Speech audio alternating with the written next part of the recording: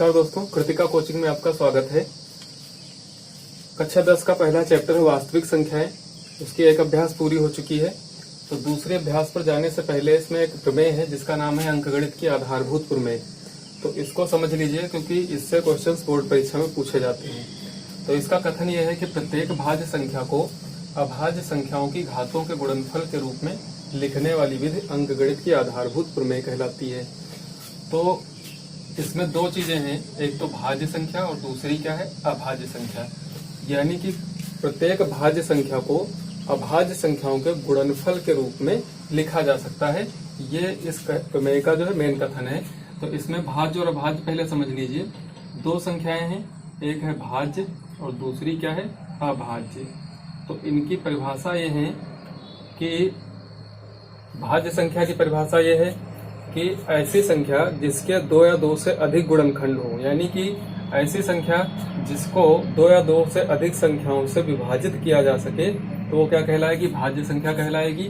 और अभाज्य संख्या, इसकी परिभाषा ये है कि ऐसी संख्या जिसके केवल और केवल दो गुणनखंड हो, एक तो एक और दूसरा क्या होना चाहिए, स्वयं संख्या। यानी कि इसमें एक और स्वयं संख्या केवल दो ही गुणनखंड होंगे तो वो संख्या क्या कहलाएगी, अभाज्य संख्या कहलाएगी।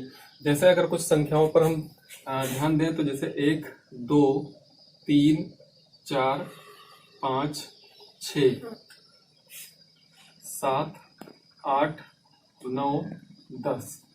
तो यहाँ पर हम एक के गुणनखंड अगर करते हैं तो इसका गुणनखंड क्या आता है, एक ही केवल आता है। और दो के अगर गुणनखंड करते हैं तो एक और दो। तीन के गुणनखंड करते हैं तो आ जाएगा एक और तीन, यानी कि एक से भी कटेगा तीन और तीन से कटेगा दो, एक से भी कट जाएगा पूरा पूरा और दो से कट जाएगा। चार के गुणनखंड कर लेते हैं तो इसके गुणनखंड होंगे एक, दो और चार। पांच के गुणनखंड कर लीजिए तो ये एक और पांच से कटेगा केवल। छह के गुणनखंड एक, दो, तीन और छह, ये चार संख्याओं से कट जाएगा। एक तो एक से, दो से, तीन से और छह से कट जाएगा। इसी प्रकार अगर सात के गुणनखंड किए जाते हैं तो ये एक से कटेगा और सात से कटेगा। आठ के गुणनखंड करने पर ये एक से कटेगा, दो से कटेगा, चार से और फिर आठ से। इसी प्रकार नौ के गुणनखंड एक, तीन और नौ कहलाएंगे। इस प्रकार 10 के गुणनखंड ये एक से कट जाता है, दो से कट जाता है, पांच से कट जाता है और स्वयं यानी कि 10 से कट जाएगा। तो यहाँ पर कुछ संख्याओं को अगर ध्यान से समझने की कोशिश करें तो यहाँ पर देख रहे हैं कि जैसे कि 2 है, इसके केवल दो गुणनखंड है। 3 है, इसके केवल दो गुणनखंड है। 5 है, इसके केवल दो गुणनखंड है। 7 है, इसके केवल दो गुणनखंड है। और 1 जो है इसका केवल और केवल एक ही गुणनखंड है, वो भी क्या है, एक है। तो ये ना तो भाज्य की परिभाषा में आता है ना तो अभाज्य की परिभाषा में। तो ये ना भाज्य है ना अभाज्य, सिर्फ एक पूर्णांक है। अब 2, 3, 5, 7 और इसी प्रकार आगे 11, 13 ये संख्याएं हैं जो कैसी संख्याएं कहलाएंगी, अभाज्य संख्याएं कहलाएंगी क्योंकि इनके केवल और केवल दो गुणनखंड हैं। एक तो एक है और दूसरे नंबर पे क्या है, वो स्वयं संख्या है। तो यहाँ पर देखने से क्या पता चलता है कि एक ऐसी संख्या जो प्रत्येक संख्या का गुणनखंड होती है। तो अगर सीधा सीधा हमको भाज्य और अभाज्य समझना है तो अभाज्य में क्या होगा कि एक तो चाहे भाज्य संख्या हो चाहे अभाज्य संख्या हो, उसका सबका गुणनखंड होगा। लेकिन अभाज्य में क्या होगा कि अगर हम देख लें कि कोई ऐसी संख्या जो केवल और केवल स्वयं से कट रही है, स्वयं से डिवाइड हो रही है, तो वो क्या हो जाएगी, वो हो जाएगी अभाज्य। और बाकी जो संख्या बची जिनके दो से अधिक गुणनखंड हैं या कई संख्याओं से कट जा रही हैं तो वो संख्याएं कैसी हो जाएंगी, भाज्य संख्याएं कहलाएंगी। तो अब कथन पे आते हैं। इस पे क्या है कि प्रत्येक भाज्य संख्या को अभाज्य संख्याओं की घातों के गुणनफल के रूप में लिखने की वाली विधि जो है अंकगणित की आधारभूत प्रमेय कहलाती है। जैसे मान लीजिए यहाँ पर एक संख्या ले ली गई 15, तो लिख सकते हैं 3 गुणे 5 के रूप में। इसको 3 गुणे 5 के रूप में लिख सकते हैं या फिर 5 गुणे 3 के रूप में लिख सकते हैं। दूसरी संख्या अगर जैसे ले ली गई मान लीजिए 25, तो इसको हम 5 गुणे 5 के रूप में लिख सकते हैं।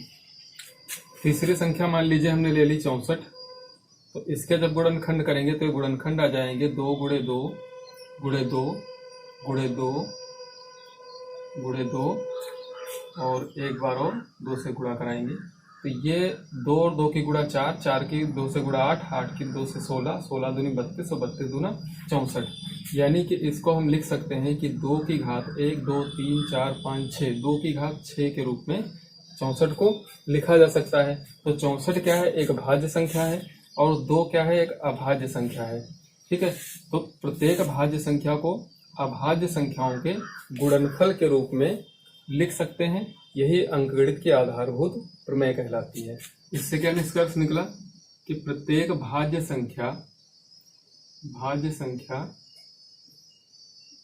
बराबर क्या होती है, अभाज्य संख्याओं का गुणनफल। अभाज्य संख्याओं का गुणनफल, यानी कि कोई भी भाज्य संख्या है उसको अभाज्य संख्याओं के गुणनफल के रूप में लिखा जा सकता है। एक और सूत्र है जो इस अगले अभ्यास में काम आएगा।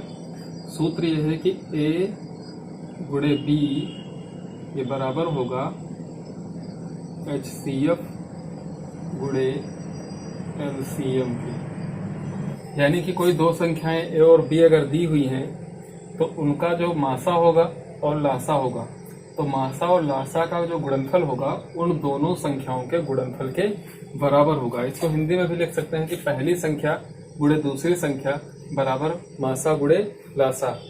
अब यहाँ से 4 सूत्र बन जाते हैं। अगर हमको पहली संख्या निकालनी है, दूसरी संख्या मासा और लासा ज्ञात है, तो ये जो दूसरी संख्या है इसके बटे में जाएगी।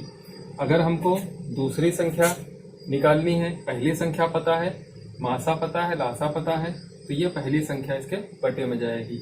इसी प्रकार अगर हमको HCF निकालना है, दो संख्याएं पता है और उनका लासा पता है, तो जो LCM है ये इन दो संख्याओं के गुणनफल के बटे में आ जाएगा, और अगर LCM निकालना है तो HCF इनके बटे में आ जाएगा। तो एक सूत्र से यहाँ से 4 सूत्र बनते हैं, और इसी सूत्र से अगले अभ्यास में जो प्रश्न है उनको हल करना है।